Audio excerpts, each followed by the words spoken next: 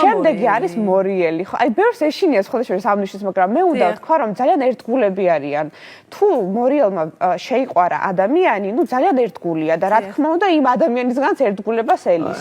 უკაცრავად, აქამდე რა სხვა აზრი იყო მორიელზე? მეც ესე ვიცოდი, რომ მორიელები ერთგულები არიან ძალიან. ერთგულები, მაგრამ რაღაცა ეშინიათ ხოლმე. ეშინიათ. ხარ მეკითხებიან?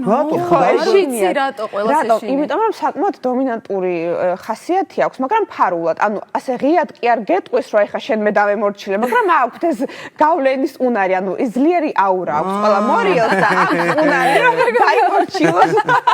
და მაგიტო ეშინიათ ხოლმე ნამდვილად.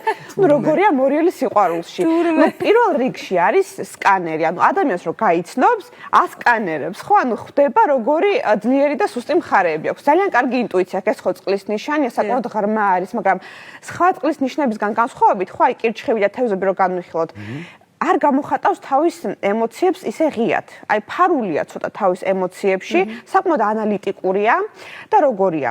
საკმაოდ ვნებიანია რა თქმა უნდა ხა სიყვარულში და ეგ საკითხი ძალიან მნიშვნელოვანია მათთვის და როგორია კიდევ მორიელი მესაკუთრეა. ანუ თუ ჩემი ხარ მორჩა, ანუ სხვაგან არ უნდა გაიხედო და რა თქმა უნდა ხა ეს ეჭვიანობის ტენდენციები აქვთ, რა თქმა უნდა და კონტროლის.